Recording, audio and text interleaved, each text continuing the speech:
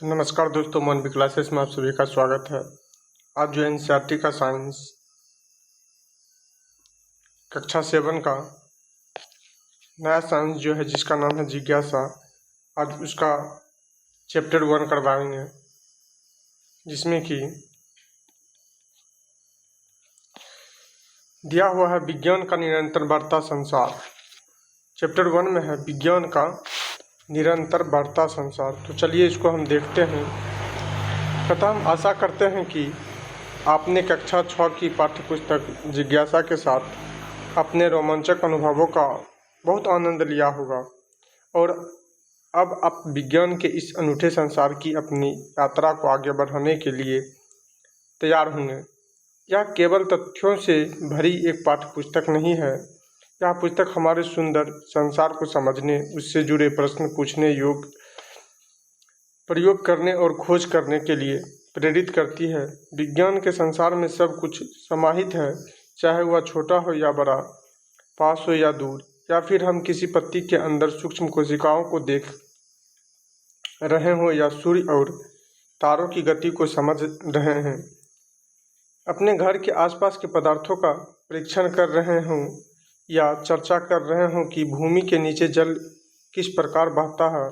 अब जैसे जैसे इस पाठ्यपुस्तक के अध्यायों को पढ़ेंगे, वैसे वैसे आपको नए रोमांचक अनुभव मिलेंगे जो आपकी सोच को चुनौती देंगे, आपका ज्ञान बढ़ाएंगे और आपको एक अन्वेषण बनने की दिशा में सहायता करेंगे, जिससे आप छोटी छोटी नई खोजें अपने आप कर सकेंगे। तथा इससे पहले कि हम अपनी यह रोमांचकारी यात्रा आरंभ करें, आइए हम इस पुस्तक की एक विशेषता पर ध्यान देते हैं। पुस्तक के शीर्षकों के अंक को देखिए। वे एक तितली की चंचल उड़ान और कागज के हवाई जहाज़ के उड़ने को दर्शाते हैं। जिस प्रकार एक तितली खुलकर उड़ती है और एक कागज का हवाई जहाज़ आकाश की ओर उड़ता है, उसी प्रकार जब जिज्ञासा और बढ़ती है तब सीखने की यात्रा को भी उड़ान मिलती है। क्या आप जानते हैं कि वैज्ञानिकों को वास्तविक वायुयान बनाने की प्रेरणा कागज के एक हवाई जहाज जैसी साधारण वस्तु से मिली? सोचिए कि हमारा उड़ान भरने का सपना कैसे साकार हुआ। इस कार्य हेतु आरंभिक शोधकर्ताओं द्वारा पक्षियों के पंखों के अध्ययन से लेकर आधुनिक अभियंताओं द्वारा सरल परीक्षणों एवं प्रयोगों से विमान की अभिकल्पना हुई।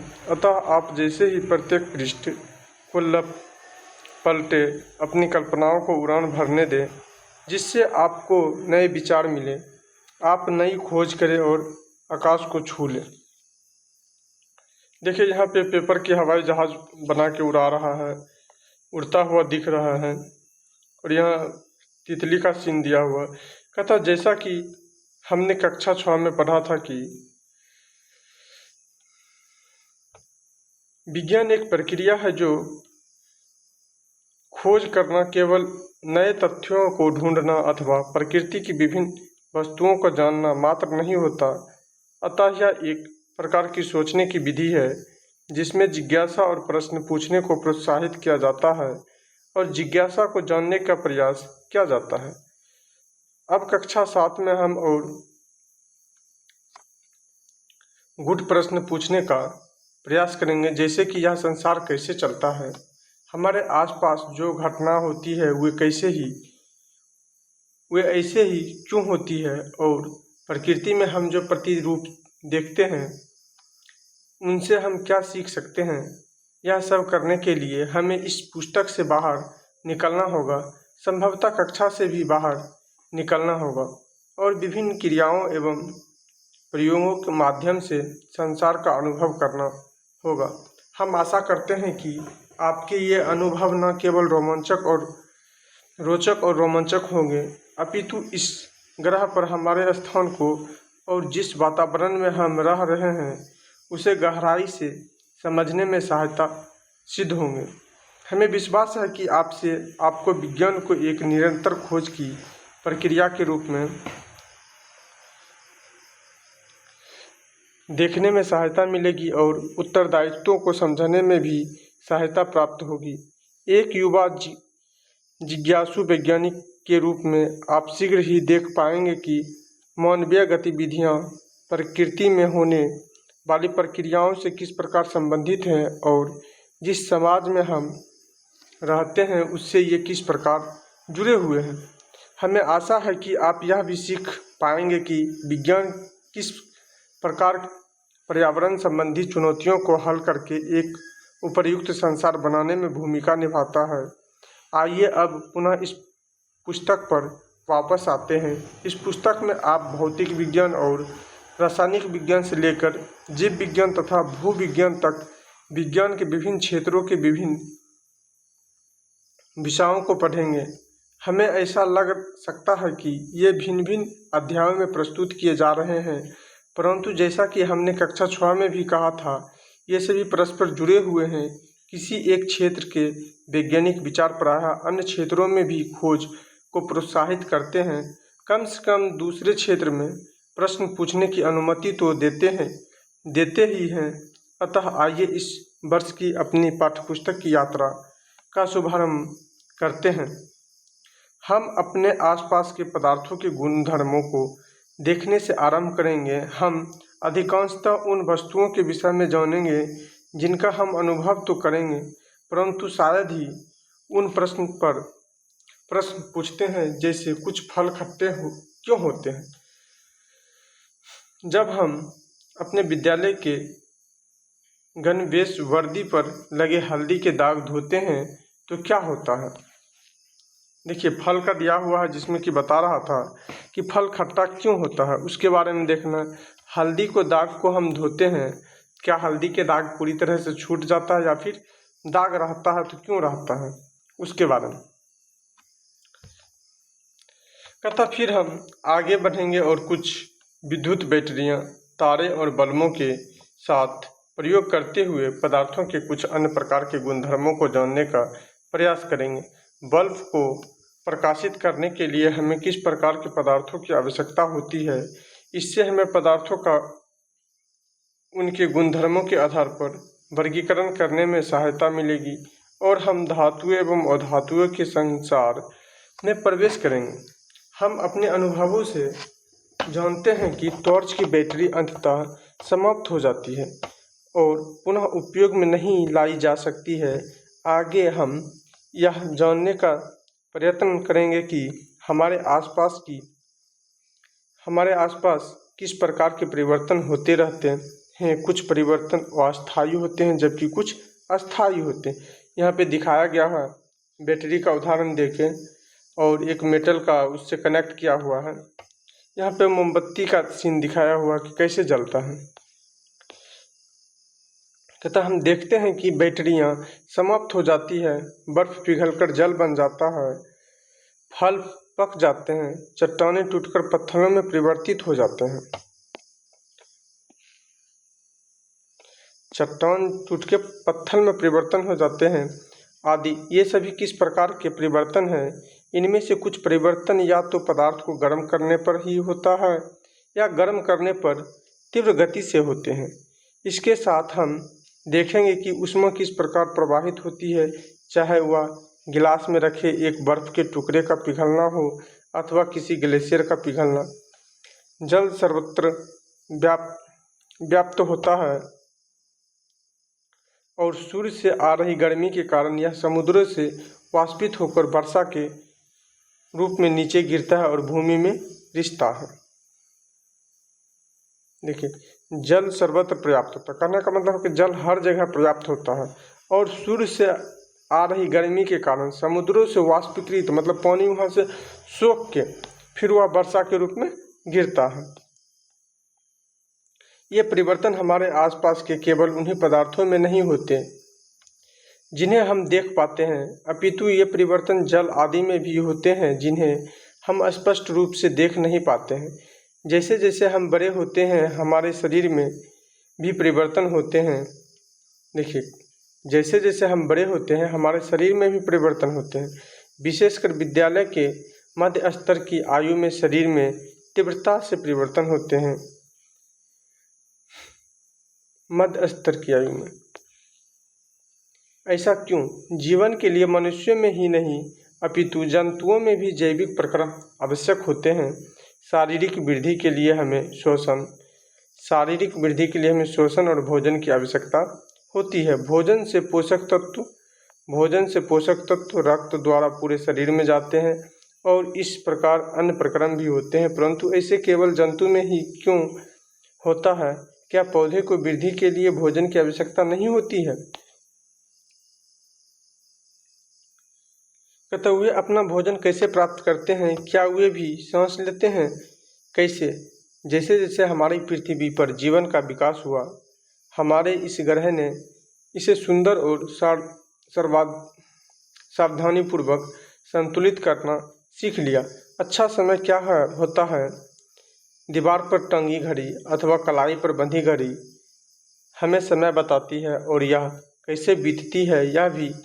हम सुबह विद्यालय जाने के लिए तैयार होते हैं और रात को सोने की तैयारी करते हैं, परंतु क्या आपने कभी सोचा है कि हम समय को कैसे मापते हैं और कोई क्रियाएं कितनी तीव्रता से होती हैं?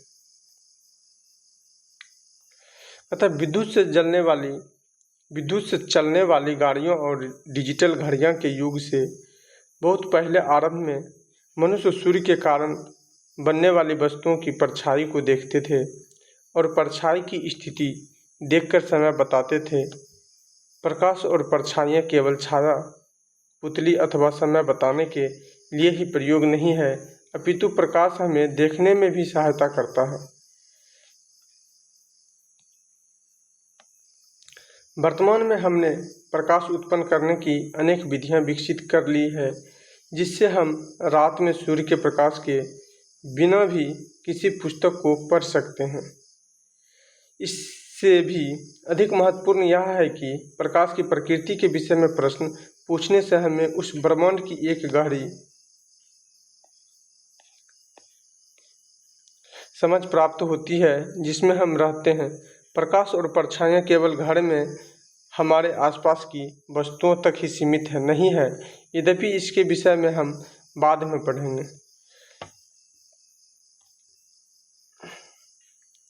पृथ्वी और चंद्रमा की भी परछाइयाँ बनती है, जिससे ग्रह जैसी रोचक परिघटनाएं रहती है।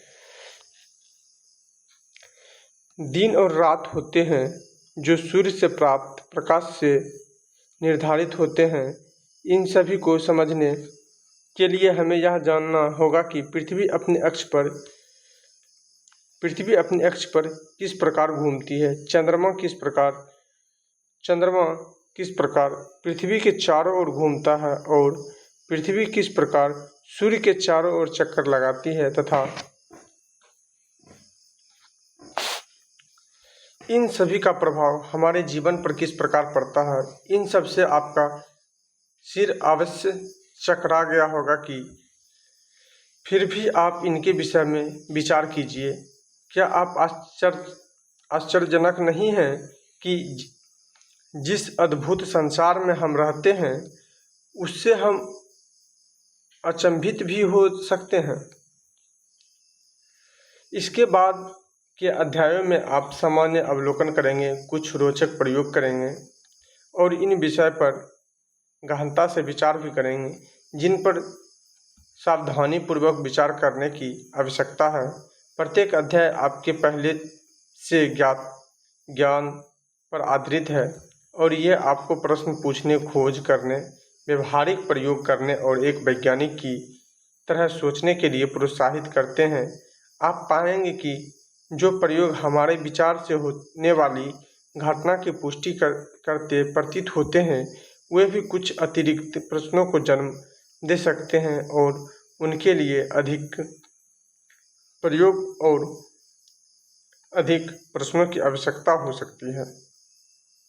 तथा आनंददायक अन्वेषण क्रियाकलाप 1.1 उत्तरों के प्रश्न बनाइए। कथा विद्यालय में अथवा परीक्षाओं में आपको प्रायः प्रश्न दिए जाते हैं और आपसे उनके उत्तर देने की अपेक्षा रखी जाती है। आइए हम इस प्रक्रिया को उलट देते हैं, वैज्ञानिकों की तरह सोचने। कहता है सोचने के लिए रोचक प्रश्न पूछना भी महत्वपूर्ण है। महान वैज्ञानिक केवल प्रश्नों के उत्तर ही नहीं देते अपितु वे अद्भुत प्रश्न भी पूछते हैं। आपको याद होगा कि गत वर्ष हमने कहा था बुद्धिमान होने के लिए आपको प्रश्न पूछने वाला बनना भी आवश्यक है।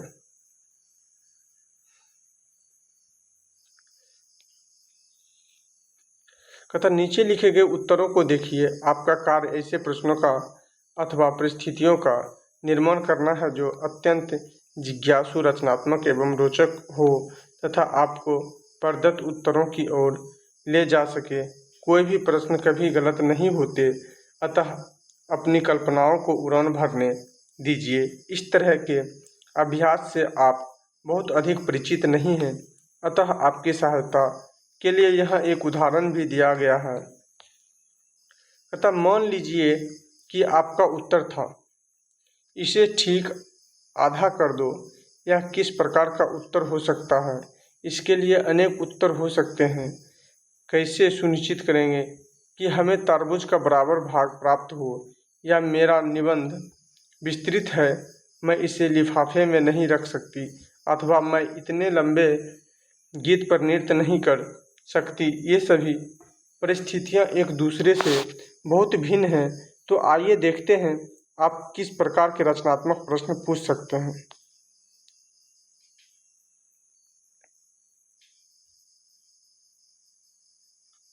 यहाँ पे देखिए उत्तर दिया हुआ है।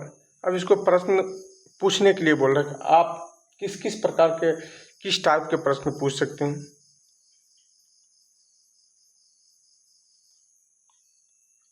अब देखिए, कहता बस थोड़ा दूध डाले। कहता क्योंकि बिल्ली के दांत टेढ़े थे। घबराइए मत, मेरे पास तौलिया है। अब देखिए इसको देखते। कहता कृपया अधिक रोचक प्रश्न पूछिए, किंतु पूर्वानुमानित प्रश्न न पूछे, जैसे 32 + 10 कितना होगा, अथवा जीवन, ब्रह्मांड इत्यादि का क्या मर्म है। तो ये कुछ आंसर दिया हुआ है। अब इसका प्रश्न पूछने के लिए बोला था। आप उसके बारे में प्रश्न तो आप सोच सकते हैं कि अलग अलग तरीक़ा से हो सकता है। कहता बस थोड़ा दूध डालें। तो अगर आप चाय बना रहे हैं तो उसमें बोल सकते हैं कि थोड़ा दूध डालें, या पानी है तो उसमें आप बोल रहे हैं कि दूध को पतला करने के लिए, तो उसमें पानी डालने के लिए। यही आपको सोचने के लिए बताया गया है। तो अब अगला चैप्टर जो है पदार्थ का अन्वेषण, अम्लीय, क्षारीय एवं उदासीन को स्टार्ट करेंगे। तो ये चैप्टर यहीं पे समाप्त हुआ। धन्यवाद।